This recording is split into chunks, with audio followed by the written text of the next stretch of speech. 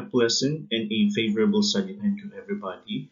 Once again, I'm Sir Roy, and for this week's discussion, we will be focusing on the anti-human globulin testing or your COMS test, which is actually one of the most important laboratory requisition in the blood banking or sent in the blood banking section of the laboratory or in the transfusion practice.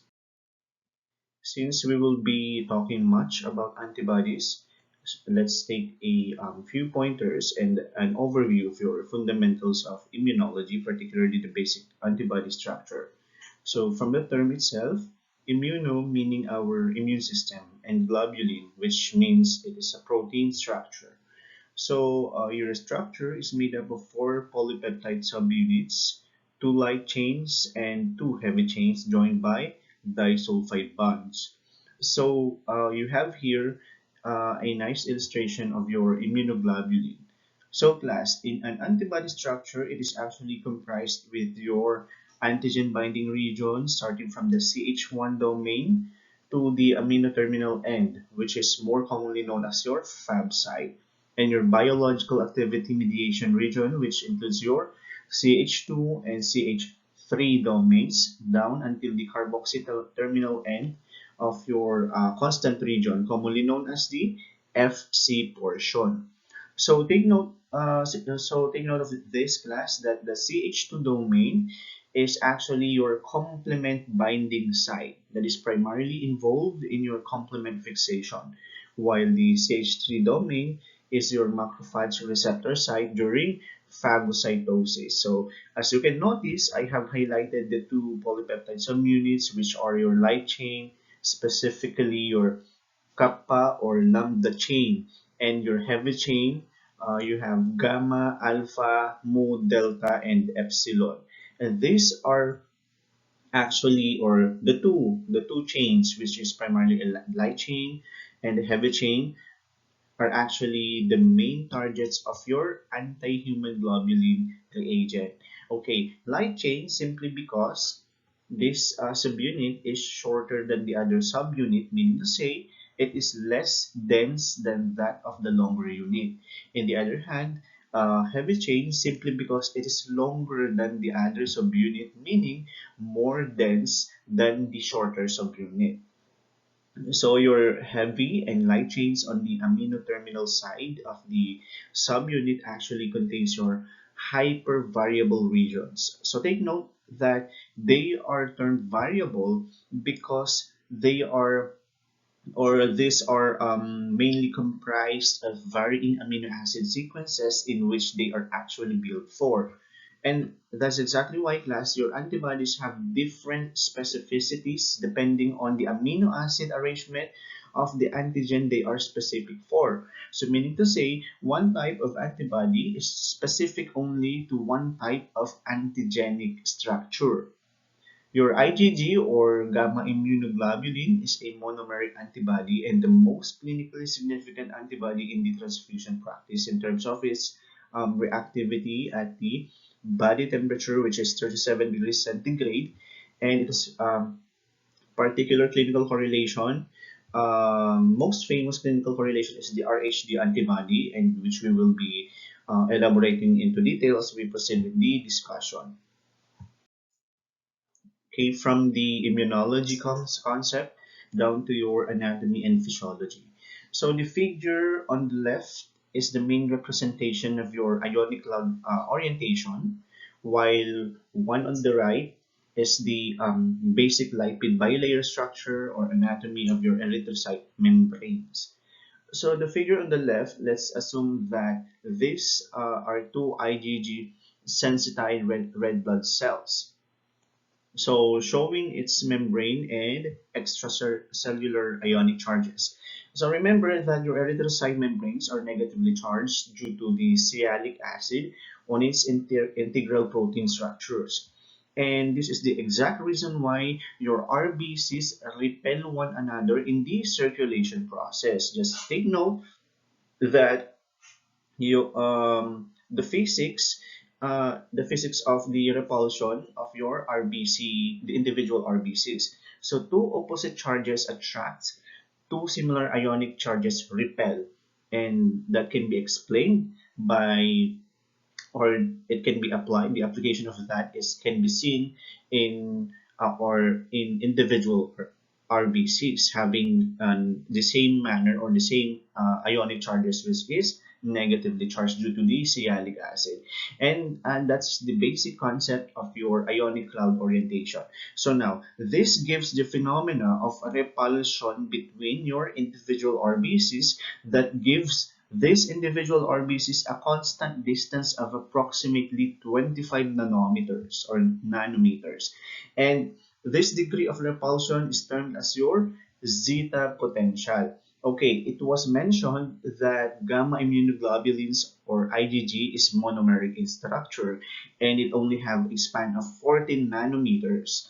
So as compared to your IgM or mu immunoglobulin or having 35 nanometers widespan.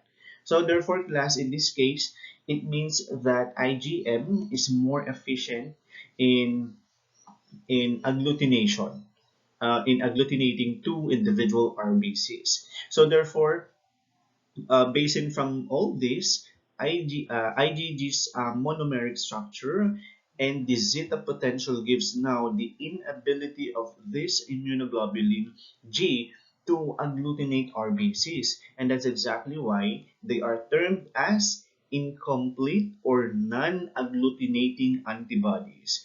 And this is the main reason why scientists have developed the anti-human globulin testing and anti-human globulin reagent to actually aid as the bridge to connect IgG molecules and for the anti-human globulin testing to determine their presence on red blood cell membranes. Okay, class, just an additional good to know information.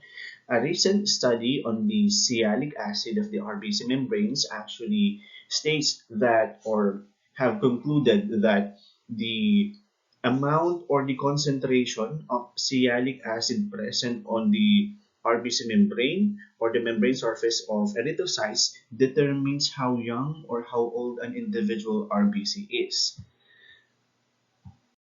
So moving on, your anti-human globulin test is also known as your COMS test in honor to Robin Comb, who actually led its development as a blood bank procedure, which is being utilized as of today in different laboratories.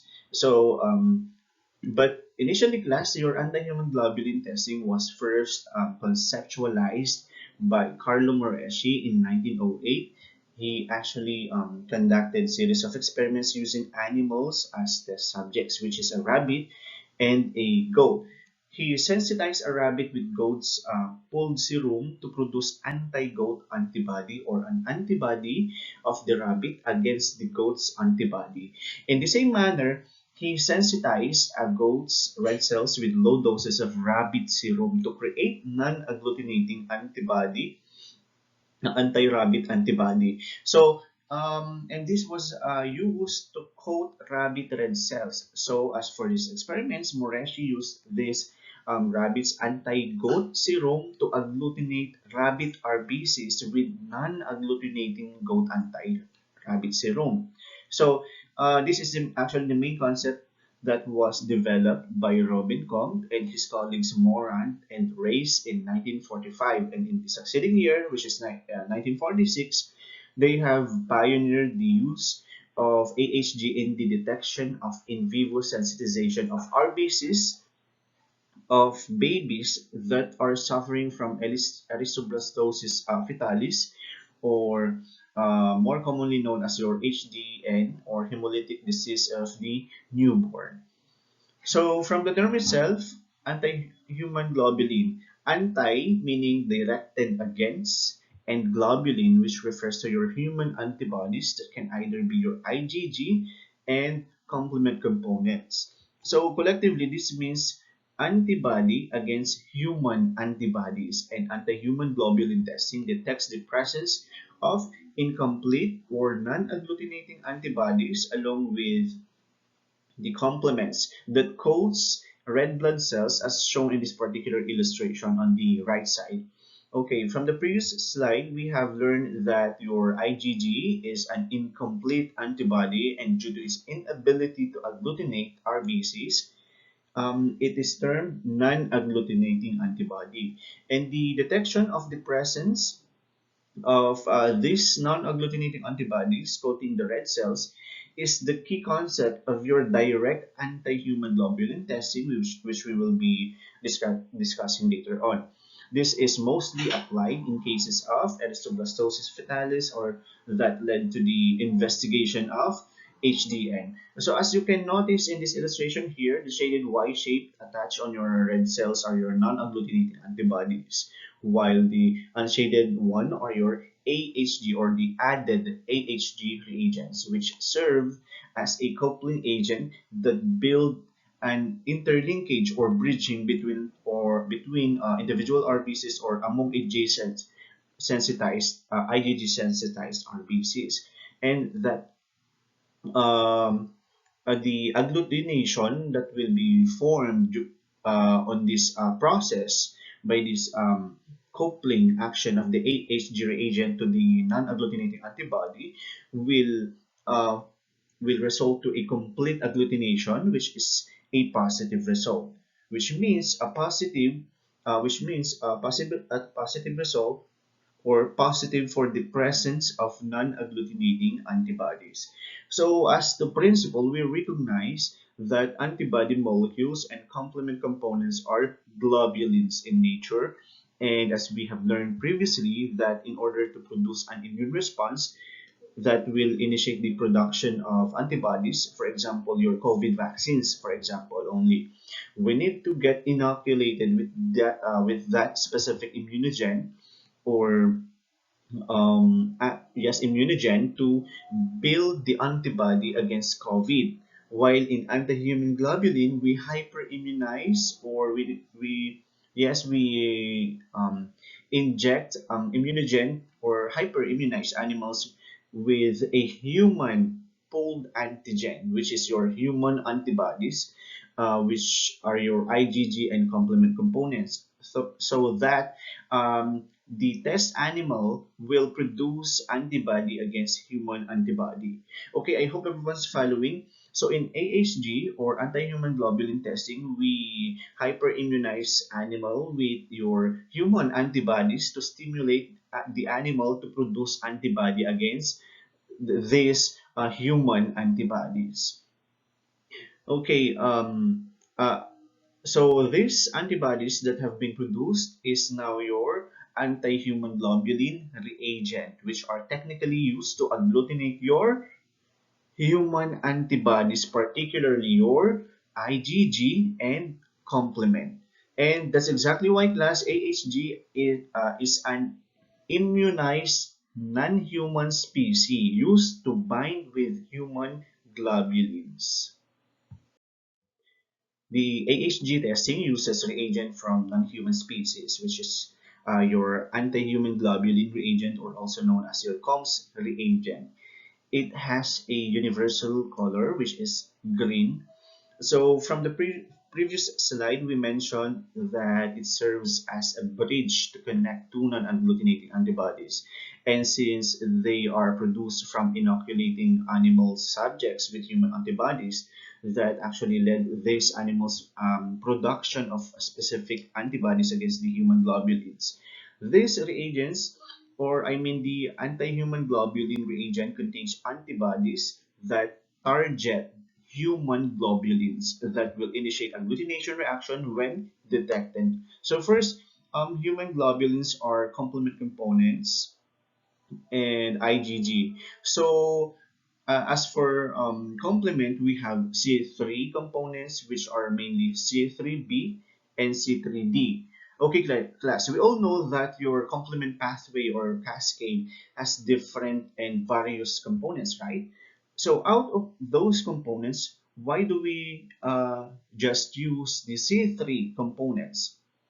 It is because C3 is the most abundant complement component from the pathway or from the complement cascade. So moving ahead is your IgG. So in blood bank class, we encounter AHG reagents with labeled anti-heavy chain and anti-light chain. Ideally, we use more frequently reagents with anti-heavy chain as opposed to your anti-light chains, since there are few cases that exhibits cross reactions with the light chains of IgA and IgM immunoglobulin isotypes because they also contain light chains. So recalling our slide on immunoglobulin structure, I have emphasized both chain types since they are the main location targets of your AHD reagent. So for anti-light chains, it can demonstrate reactivity to either kappa or lambda chains, either of the two only. So we also have here the basic concepts in antibody production and AHG reagent production. Number one, conventional or classical method, which is primarily utilized for polyclonal AHG production, and it uses rabbits as test subjects. While number two, hybridoma technique is primarily used for monoclonal AHG production, and as compared to your conventional, it uses murine class, or commonly termed as your bulbs or albino species as test subject. So beginning with the conventional or classical method. Okay, once again, we have learned that our body produces antibody to a specific antigen via exposure to that particular antigen or by antigenic stimulation. And a special type of immune cells known as your plasma cells or B cells or B lymphocytes recognizes that or the antigen and will produce antibodies directed against this antigen. So however, class, take note that as one of the characteristics of your B cells, an individual B cell or plasma cell can only produce a single antibody type for a single antigen epitope. And that's exactly why for polyclonal antibody production, we use human complement C3 components, specifically C3b and C3d, and as well as human IgG, which will serve as your suspensions that will initiate antigenic simulation on the experimental subjects and creating antibodies from different plasma cell clones sensitized that will be having the capability to recognize multiple antigenic epitopes. And as shown in this illustration class, rabbits are used as test subjects. They are hyperimmunized with complement C3b and C3d and IgG to initiate polyclonal antibody production. So in this process, we actually use two immunocompetent rabbit populations, meaning conditioned rabbits with a functional and responsive immune system. The first one, or the first population of rabbits, okay, is inoculated with the human complement and the other one with human IgG. Ideally, twice time inoculation is necessary for each test populations, and the inoculation procedure actually takes 6 weeks in general. So after the first inoculation, we wait for 3 weeks before inoculating the second dose. Then we wait for another 3 weeks before testing. If antibodies are produced in the plasma or serum of these rabbits, um, blood specimens will be drawn from these rabbit populations, and if the antibody produced yielded a satisfactory results based from the standardized expected titers and antibody avidity, these rabbits are bled for the production of batch reagents. And at the same time, larger animals like sheep, goat, what else, horses, are also used for large volumes of AHG or antibody production. And and these samples will undergo your purification procedures like your gel electrophoresis, cell fractionation, what else? Differential centrifugation in order to isolate these built antibodies. And the resulting antibodies are combined to form your polyclonal blend of AHG polyspecific reagent, and since it is a polyclonal blend, meaning it will exhibit reactivity and affinity to both complement and IgG. And this is exactly why polyclonal antibodies are also termed as broad spectrum antibody. monoclonal antihuman globulin was devised by George Kohler and Cesar Milstein in 1984 and were awarded with the Nobel Peace Prize for their work in the monoclonal antibody production via hybridoma technique. Okay, in this illustration, instead of rabbits, we hyperimmunize murines or rats with the purified human globulins. And then we eventually harvest spleen cells in the form of ascites, containing now your antibody producing B cells or plasma cells. Or sometimes glass, the entire organ is directly harvested. So these harvested spleen cells are combined with myeloma cells in the presence of PEG or your polyethylene glycol as surfactant. And your PEG will actually facilitate the fusion of spleen cells and myeloma cells, which will create now your hybrid cells or hybridoma cells. So what happens next after fusion? Those cells are placed in a culture using H80 medium, which is actually a selective medium containing H for hypoxanthine, A for aminopterin, and T for thymidine. And this medium class allows hybridoma cells to grow selectively in your tissue cultures. So as for myeloma cells, they cannot actually grow in this kind of medium since they are deficient with HGPRT.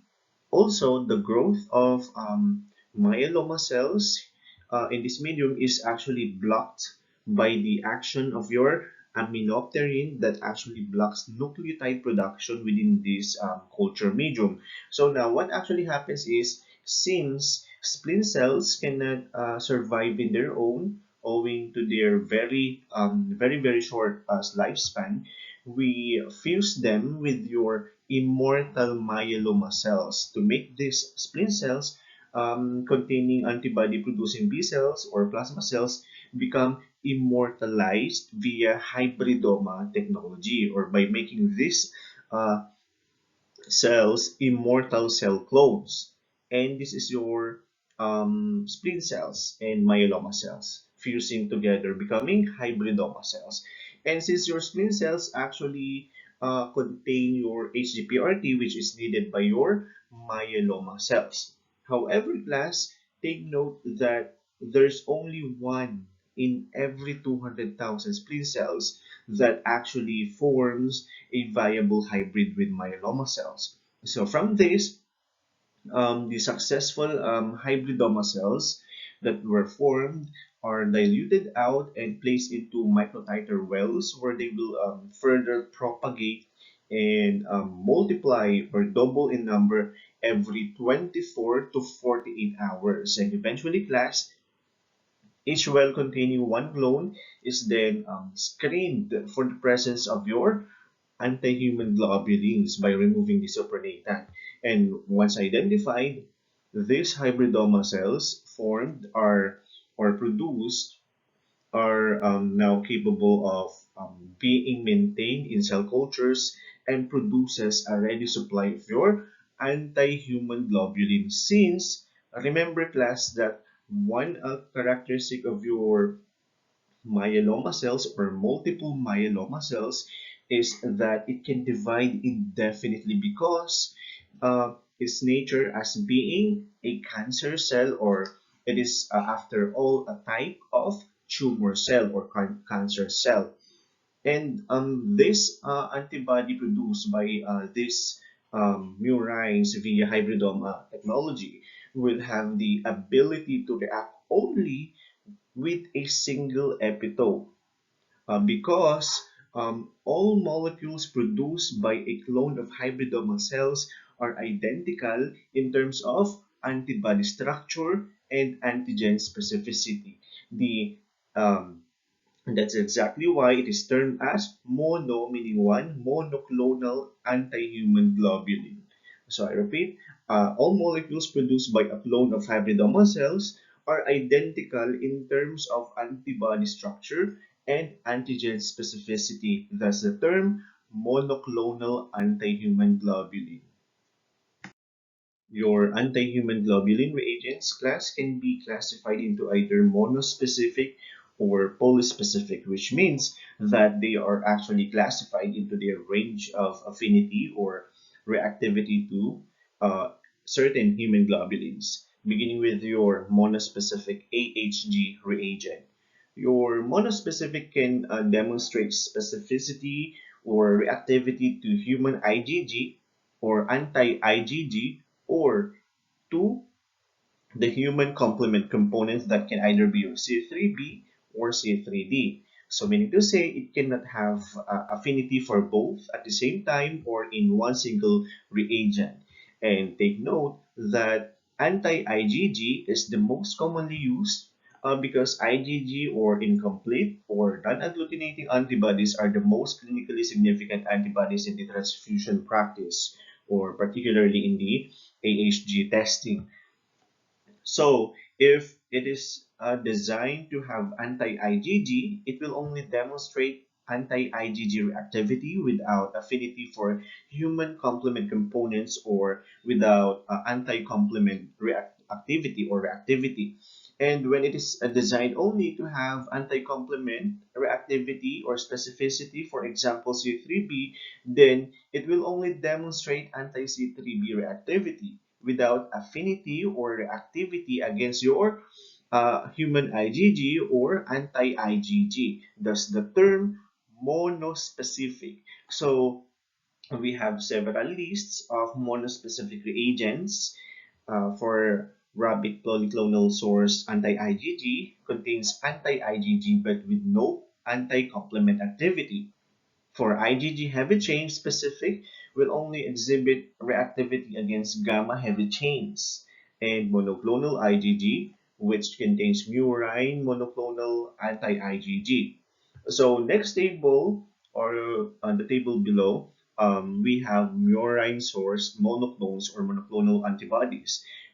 So as for anti-C3d, it contains only antibodies that are reactive against the designated complement component, for example, the C3d, then it will only have anti-C3d reactivity.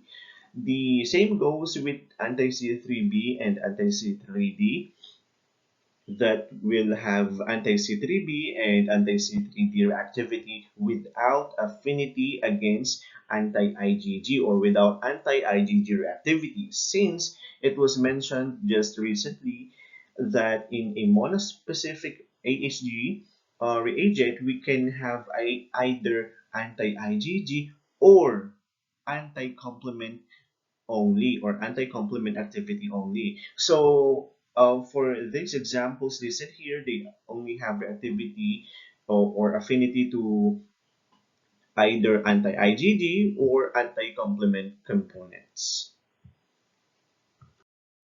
So moving on, we have your polyspecific AHG reagent. So these are designed in combination of IgG and complement components. As compared to your monospecific, they contain anti-IgG or anti-complement. So for polyspecific AHG reagents, this is made for they are made to contain both, meaning human IgG and complement. But they always contain anti-IgG and your anti-C3d.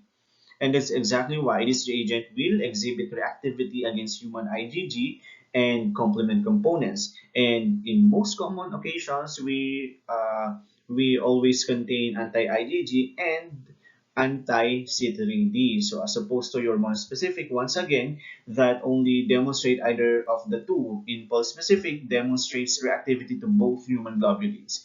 So thus the term polyspecific. So the same concept with our recent examples from the monospecific. Number one example on the list is rabbit polyclonal, which contains anti-IgG and anti-C3d. Number two, rabbit or murine, rabbit and murine monoclonal blend that contains a blend of rabbit anti-human IgG and murine monoclonal anti-C3b and anti-C3d. And lastly, to complete the list, we have murine monoclonal, which contains murine monoclonal anti-IgG or anti-C3b and anti-C3d. Okay, class, inside the laboratory, particularly in the blood bank section, there are two formal applications of your anti-human globulin testing. We have your indirect anti-globulin test and direct anti-globulin test, or your IAT and DAT. So number one, your indirect anti-globulin testing. This is actually utilized primarily for the detection of antibodies that may cause red cells sensitization in vitro.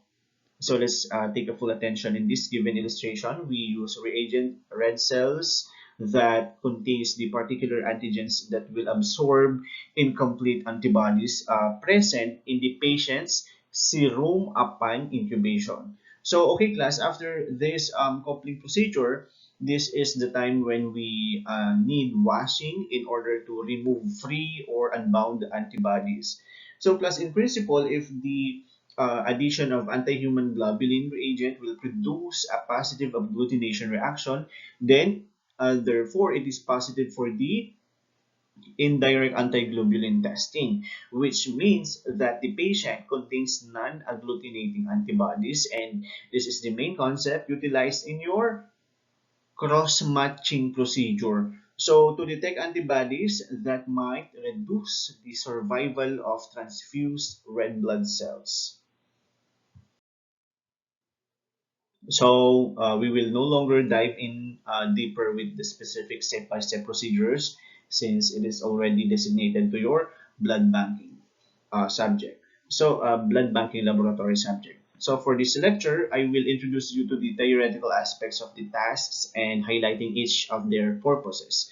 First, the incubation of RBCs with the anti-sera will facilitate a maximal time for the antibody molecule to get attached or bound to the RBC antigens. Next, number two, washing in a minimum of 3 times will help us remove those unbound or free-floating human globulins that may result to prozoning, which may exhibit false negative results due to high amounts of free or unbound antibodies. So number three, the addition of anti-human globulin reagent. As this was previously discussed, your AHG reagent expresses reactivity against human globulins that can either be IgG or complement components and will serve as a coupling agent, or it links non-agglutinating antibodies. So when found present on the patient's red blood cells, which is actually regarded as your positive result. So in case of cross-matching, if it tested positive for indirect antiglobulin test or IAT, it means that the donor cells is not compatible with the blood unit or the donor's blood. Moving on with your number four, centrifugation. So actually, it plays an important role in accelerating agglutination via centrifugal force that basically forces our red cells to move closer together despite the repulsion force between the individual RBCs since they are negatively charged, right? So that's actually the main purpose of centrifugation in the IAT. So next, number 5 and 6 are actually the analysis part where we observe for agglutination reactions as to negative or positive reaction along with their strength of reactivity. So for example, when after the addition of AHG and there is no agglutination formed, it means that the reaction is negative and therefore blood transfusion of the blood unit can proceed. And to conclude our list, we have number 7, the addition of antibody-coated RBCs to negative reactions. And take note, class, that it is always necessary to check for negative reactions via the addition of antibody-coated RBCs because in most cases of false negative reactions are results of neutralization by free globulin molecules that may be secondary to inadequate washing. So perfect example of antibody-coated RBCs is your Combs control cells. The clinical applications of the indirect antiglobulin testing includes antibody detection, most particularly a standardized test or procedure inclusion, primarily in your cross-matching that detects a recipient's antibody reacting with donor cells.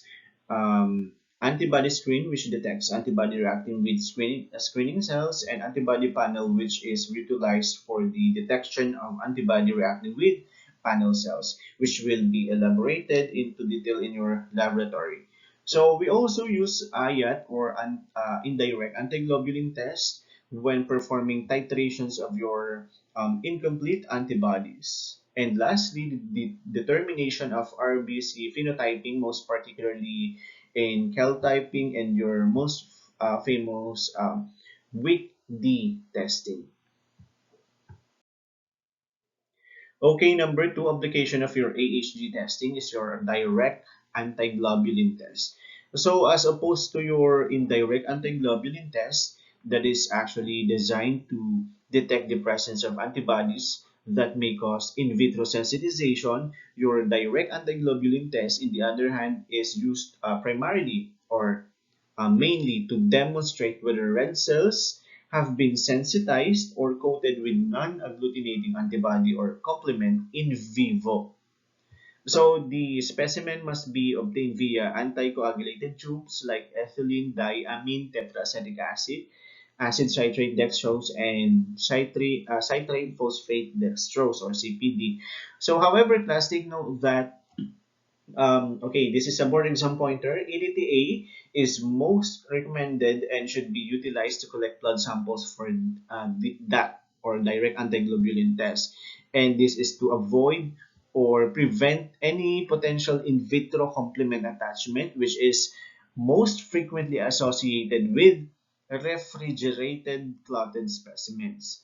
So as for this principle, it is almost similar with that of your IAT or IAT, except for the absence or non-performance of your incubation in your direct antiglobulin testing, because antigen and antibody complexes are already formed in vivo. So here is a nice illustration showing the cascade of antigen-antibody coupling reaction under your DAT.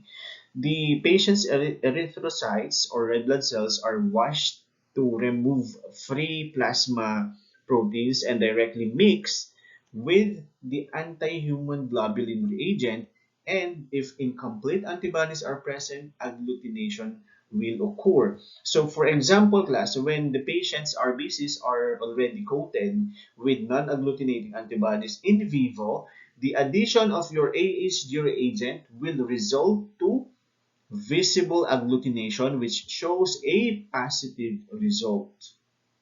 Okay, for the following slides are the clinical correlations and conditions that are actually associated with positive DAT or direct antiglobulin test. And also, class, I will only be introducing you with the general overview of these clinical correlations and conditions. So I am presenting you now a concise illustration of the HDN or hemolytic disease of the newborn, or can also be termed as HDFN or hemolytic disease of the fetus and newborn. And how does it actually happen, class?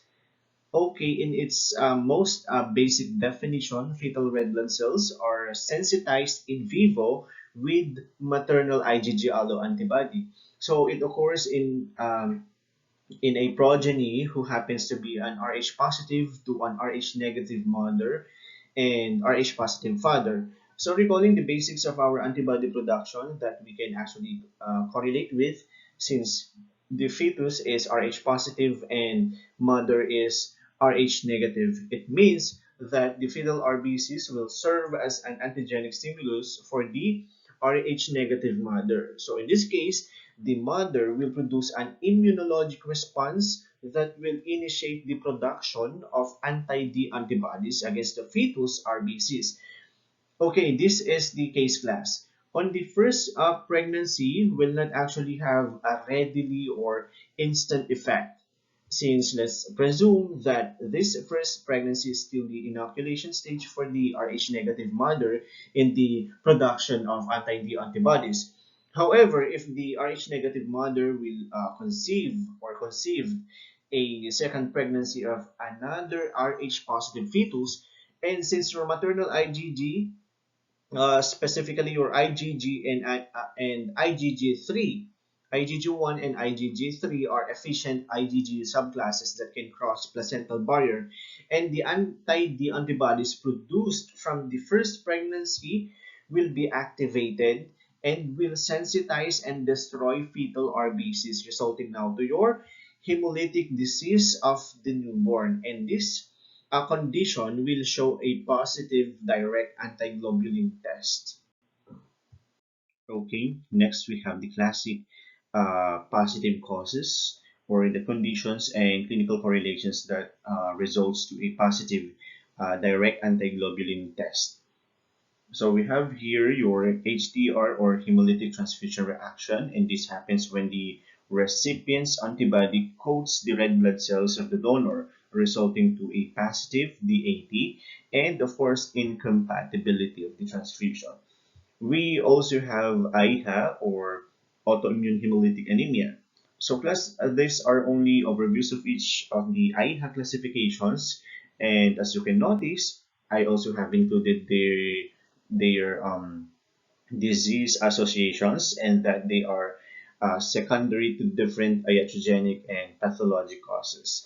These kinds of autoimmune hemolytic anemia will be further elaborated into detail in your hematology class. So beginning with warm autoimmune hemolytic anemia, and from the term itself, warm, meaning this is the type of AIHA or autoimmune hemolytic anemia that is actually caused predominantly by warm reacting antibodies, usually your IgG.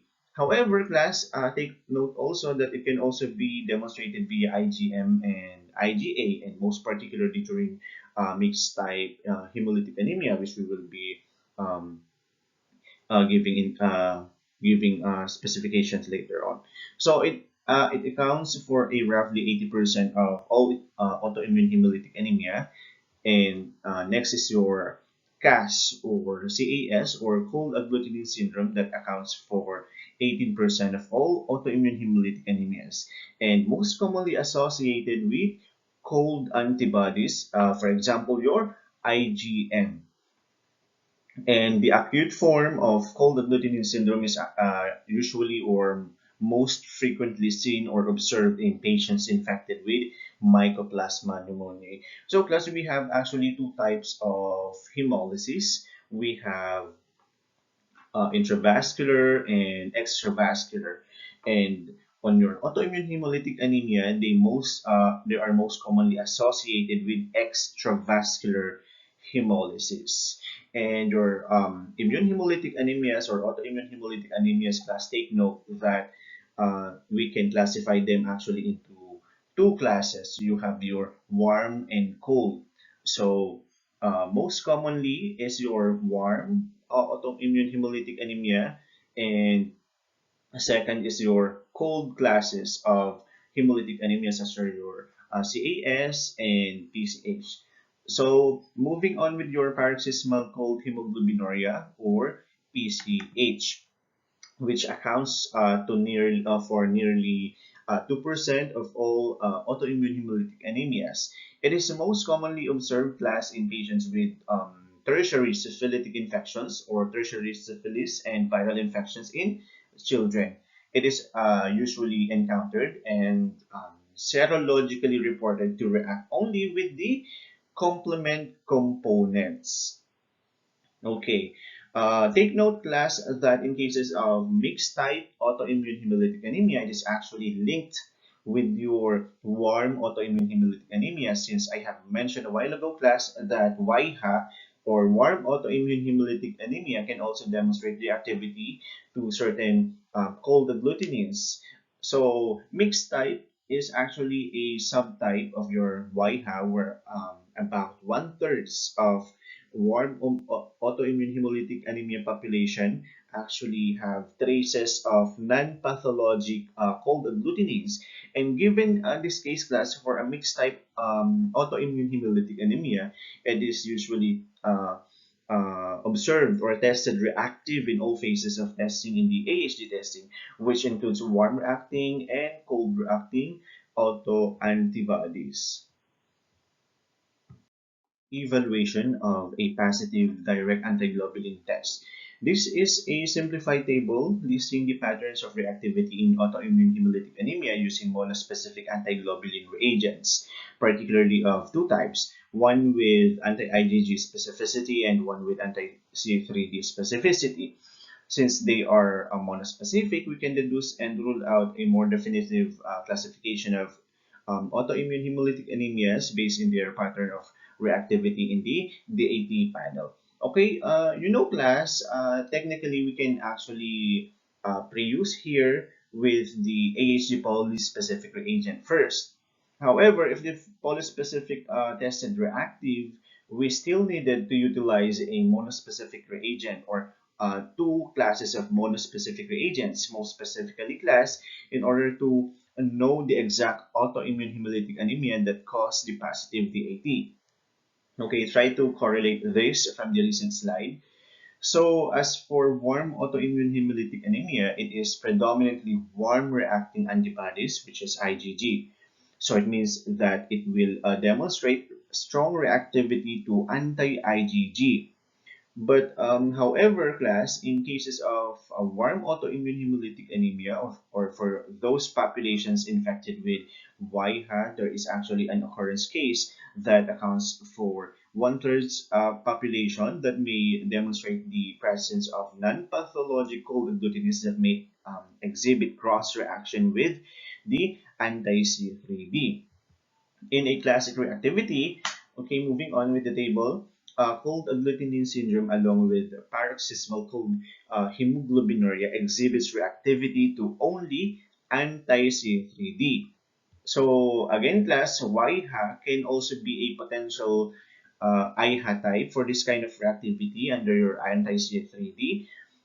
Um, but however, class, um, However, when a lone anti-CA3D reactivity is observed, although warm autoimmune hemolytic anemia is a possible cause, but compared with your cold agglutinin syndrome and paroxysmal cold hemoglobinuria, which gives a strong reaction on your anti-CA3D because they are cold reacting, YHA is to be least expected.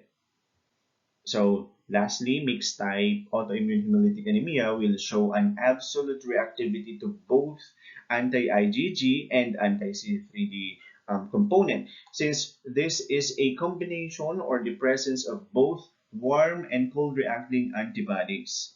Okay, class, as you can notice, your warm autoimmune hemolytic anemia has a wide thermal amplitude, and that's exactly why among the autoimmune hemolytic anemia classifications, warm or your WIHA is the most clinically significant autoimmune hemolytic anemia, and since this is widely distributed case of about 80% of all autoimmune hemolytic anemia.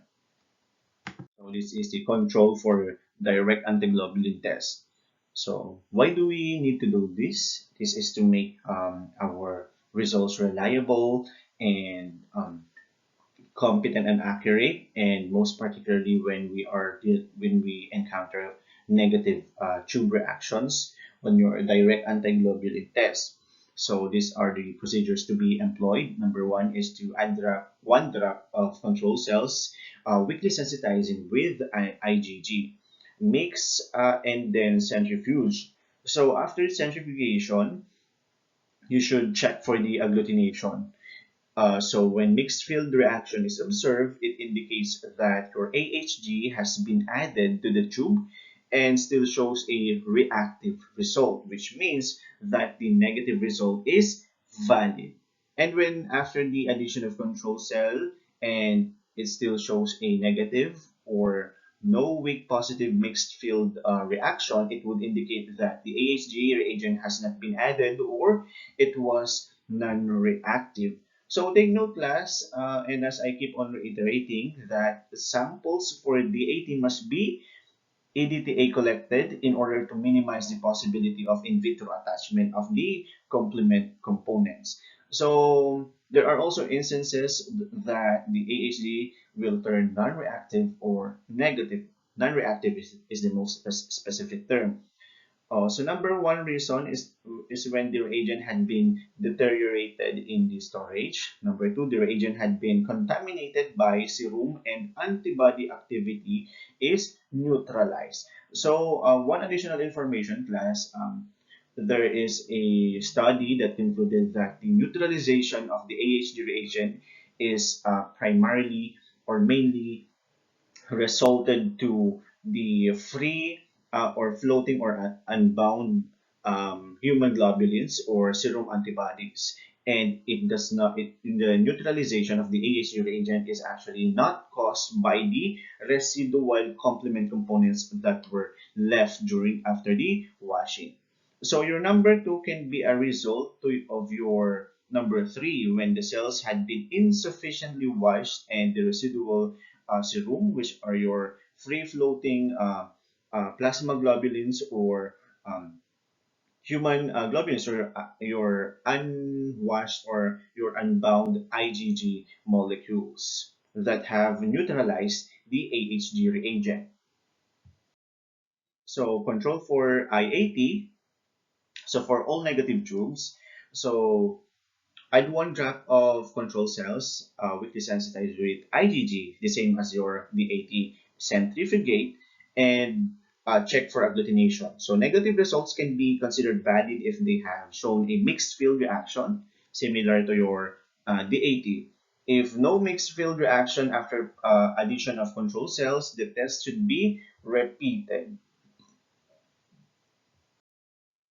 Okay, class, these are the grading of agglutination reaction in the tube testing of the AHG testing. So we grade the reaction 4 plus if there is the presence of one solid agglutinate and there is no free red cells detected. So 3 plus if there is a 1 to 2 or several large agglutinates and clear background. 2 plus if the agglutination observed is medium size and it has also a clear background. So plus for these succeeding slides, of the grading of agglutination reaction, the test tube or the tube test are all merely presentation and not a discussion because these gradings are quite objective and standardized. So moving on, 1 plus if there is observed agglutinates, small agglutinates and a turbid background. Weak reaction if there is the presence of tiny agglutinates and also has turbid background, and negative if there is no agglutination or hemolysis. So plus in the tube test, hemolysis is also a positive result. Okay, class, all of this grading of agglutination reactions in the tube test and as well as your controls for IAT and DAT, including your automations in AHT testing, will be further reinforced by your laboratory subjects. Okay, these are the factors affecting the antiglobulin test. Okay, class, remember that DAT or direct antiglobulin test can detect 100 to 500 immunoglobulin G molecules per individual RBCs and 400 to 1100 molecules of C3D per individual RBC, whereas in indirect antiglobulin test or IAT requires a numeric value of IgG or C3 molecules between 100 and 200 to induce a positive reaction. So based from this class, it is really imperative to yield an abundance number of IgG and complement molecules to make each of these antiglobulin tests efficient and reactive. So number one factor that affects the antiglobulin testing is the ratio of serum to cells. And actually, a minimum of 40 is to 1 serum to cell ratio must be detergent based from the Dennis Harmony, your textbook in immunohematology. So this can be achieved via addition of 2 drops of serum containing the antibodies with 1 drop of a 5% red cell suspension. Take note, class, that increasing the serum to cell ratio will increase the ionic strength of the reaction mixture, thereby also enhancing the sensitivity of the test to all present but weak reacting antibodies on the reaction medium. So as for albumin class, okay, we are now on the reaction medium and incubation time. So for albumin, for 22% bovine serum albumin contains macromolecules, specifically dipolar proteins that actually potentiates the agglutination via reducing the net negative charges brought by the sialic acid on individual RBC membranes. So remember, class, our discussions. So, and this action will initiate the antibody-coated cells to come closer into one to each other, or come into closer contact with each other or adjacent individual RBCs. And the incubation time when using albumin medium is 30 minutes. Okay, however, one main disadvantage of albumin medium is the tendency to miss clinically significant antibodies. Next medium is your LISS, or low ionic strength solution, or low ionic saline solution. So same as your albumin class, it enhances agglutination via reducing the zeta potential among individual RBCs. How? By the addition of positively charged molecules, or what you call that, cations that will neutralize the negative charges on individual RBC membranes.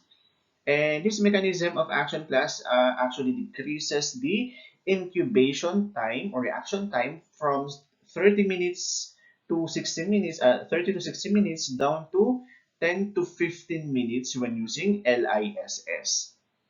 So it means that it also speeds up the process. Lastly, okay, um, your low ionic saline solution is practically non-viable environment for RBCs, because we all know that RBCs are sensitive, and when using LISS, we are using a low ionic saline solution. So that's exactly why class LISS also contains glycine in order to make the low ionic saline environment viable for individual RBCs. Your PEG, or polyethylene glycol, which is a water-soluble linear polymer and mainly utilized as an additive to increase antibody uptake via removal of water molecules that surrounds the individual RBCs, since water will also consume space, and that promotes gap distances between individual RBCs. So, plus the action of your PEG will concentrate the antibodies present via H2O removal. And this was actually based with the water of hydration theory. So plus, and unlike the albumin medium, your PEG, or polyethylene glycol, actually increases the detection of clinically significant antibodies while decreasing detection of clinically insignificant antibodies. So meaning to say, it is a selective medium, and your PEG has an incubation time of 10 to 15 minutes. And also, class, take note that anti-IgG is the primary AHG reagent of choice when using your PEG test, PEG medium. So, your normal saline solution, or normal salt solution, theoretically speaking, class, has a more lengthy incubation time of 30 to 120 minutes. However, practically, class, when performing the AHC testing under your on your using your NSS medium, um, we majority of your clinically significant antibodies, primarily your IgG antibodies, can already be detected or observed after only 30 minutes of incubation, and in this case, extended incubation times are usually no longer necessary. The optimum temperature for a visible reaction actually differs for different antibody types. Okay, we have different antibody types, right, class? We have IgG, IgM, and others to name a few. So, for example, IgM, it has a reactivity at room temperature. But in this case, class, however, our main focus is the IgG, which is a warm reacting antibody. So with an optimum temperature of reactivity at 37 degrees centigrade or Celsius, at the same time, the optimal temperature to activate your complement cascade. In washing RBC, we use saline solution buffered to a pH of 7.2 to 7.4, and a minimum of 3 times of saline washing is the optimum requirement to remove free or unbound globulins. So we class take note that we mandatorily perform this before adding the AHG reagent in order to prevent a false negative reaction due to the neutralization of the AHG reagent by residual unbound IgG molecules, which is also termed as your prozone phenomena, where there is the presence of abundance of free-floating unbound IgG molecules. So if, for example, there is inadequate washing, these unbound IgG molecules will compete with the red cells at acquiring the AHG reagent available binding sites, leaving now too little or too no left binding sites for your AHG reagent. So, which therefore the term neutralization of your AHG reagent by unbound globulins. And take note that washing is one of the most important procedure in anti-globulin testing. Next, the addition of your anti-human globulin reagent. So when performing anti-globulin testing, the AHG reagent should be added to the cells immediately after washing in order to minimize the chance of antibody eluting from the cell and subsequently neutralizing the AHG reagent. And as an additional pointer, and I have mentioned it a while ago from the previous slides, one study have concluded that neutralization of the AHG reagent is basically caused by free-floating IgG molecules that were caused by inadequate washing, and that the neutralization is not actually caused by residual complement components that are left from the washing procedure. Okay, centrifugation for reading. The recommended is 1,000 relative centrifugal forces for 20 seconds only. Take note that number one, a higher RCF or relative centrifugal force will yield a more sensitive result.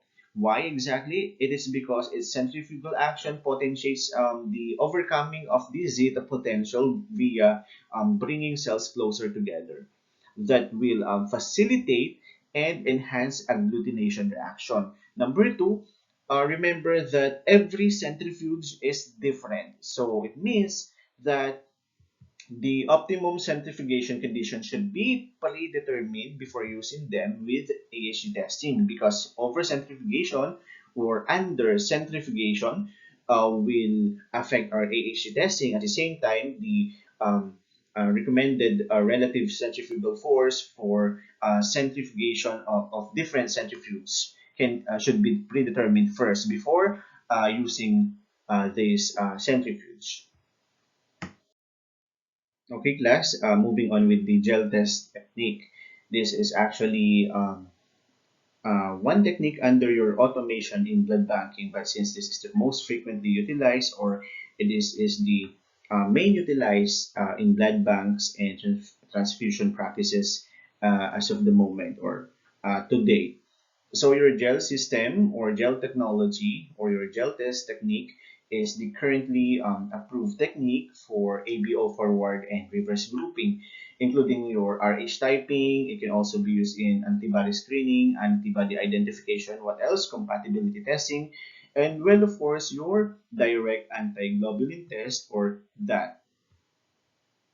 Your gel test technique is utilized mainly for the detection of RBC antigen-antibody reactions or antigen-antibody complex formation by means of using a semi-solid chamber or a gel cartridge filled or that contains primarily of polyacrylamide gel or dextran-acrylamide gel and including your antiglobulins already.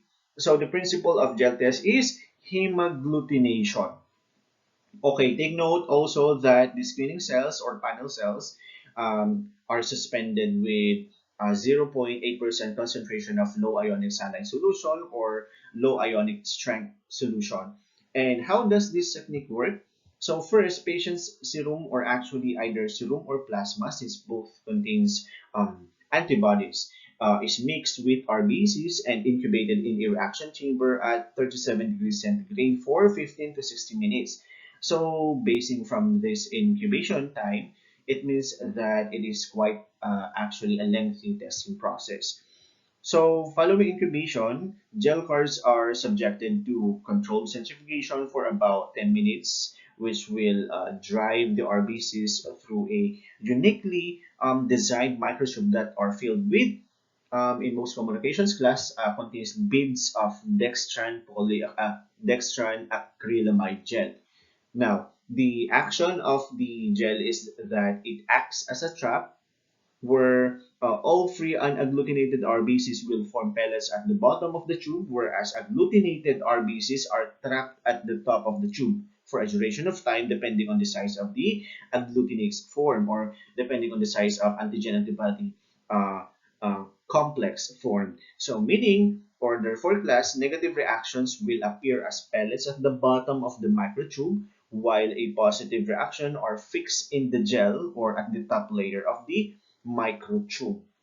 So here are two nice illustrations of the gel test reactions and their gradings. So the upper figure is a um, animated illustration, and the lower figure is an actual example of um, gel testing. Microtubes are showing its a range of reactions. Okay, these are the grading of agglutination reactions in the gel test. So again, class, these following slides are mostly on presentation aspect than a discussion, since these grading are standardized already and they are um, yes, standardized and they are objective. So 4 plus, if a solid band of agglutinated red cells to the top of the gel column, so there is an observed solid band of agglutinated red cells at the top of the microtube. Usually no red cells are visible in the at the bottom of the microtube. So as you can notice in the illustration, um, there are no visibly seen red cells at the bottom of the microtube. So 3 plus is the grading when a predominant amount of agglutinated red cells towards the top of the gel column with few agglutinates staggered below the thicker band. So majority of agglutinates are observed in the top of half of the gel column. So take note of that, class. For 3 plus, the majority of agglutinates are actually observed at the top half of the gel column. So the grading is 2 plus when red cell agglutinates are dispersed throughout the gel column with few agglutinates at the bottom of the microtube. So agglutinates should be distributed through the upper and lower halves of the gel. So that is 2 plus grading. So for your 1 plus, red cell agglutinates are predominantly observed in the lower half of the gel column with the red cells also at the bottom tube of the microtube. These reactions may be weak, so with a few agglutinates remaining in the gel area just above the red cell pellet in the at the bottom of the microtube. Okay, class, all you need to do is to memorize the illustrations or the figures and try to correlate with the descriptive remarks for each of the gradings. Okay, zero or negative. So red cells forming a well-defined pellet at the bottom of the microtube, and the gel above the red cell pellet is clear and free of agglutinase that is negative. So this is your mixed field class. So mixed field meaning there is a layer of red cell agglutinates at the top of the gel column and accompanied by a pellet of unagglutinated cells in the bottom of the microtube. So we have encountered mixed field. We have discussed mixed field reaction before in our recent discussions. Meaning to say it can either be a cause of two cell populations in a single individual, or it can be a result of an alloantibody occurrences or cases during hemolytic transfusion reactions and others, to name a few. Okay, these are the advantages and disadvantages of gel technology. So number one is standardization. So no tube shaking or resuspension of an RBC button to cause subjectivity in the interpretation of the test, classic or traditional IAT and DAT testing. So there is no need of washing, no need for antiglobulin control cells, and stable. So well-defined endpoints of agglutination reactions are provided, most particularly on the gradings. They are objective. All we need to do as medical technologists is to rely on the descriptives of each of the test gradings mixed field to from mixed field negative reactions to the strongest reaction for plus. So stable. Also, advantage of gel technology is stable. Of course, I have mentioned a while ago, and that there is a well-defined endpoints of agglutination reaction. So gel test reactions are actually stable for observations or review for 2 to 3 days. Okay, there is also a decreased sample volume needed for the testing. So it also enhances the sensitivity and specificity of the testing. Okay, as for the disadvantages, there is a need to purchase special equipments like centrifuge and pipettes. So centrifuge to accommodate the microtube cars used for testing. So we have a different class of centrifuge used in um, gel cars, and that is a very expensive equipment in the blood bank. So pipettes also for dispensing your plasma or serum and RBC suspension into the reaction chambers of the microtubes. So all in all, these are the most important advantages and disadvantages of your gel technology. And so that ends our class discussion for anti-human globulin testing.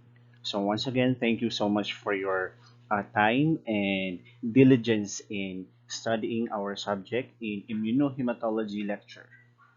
Thank you and have a nice day.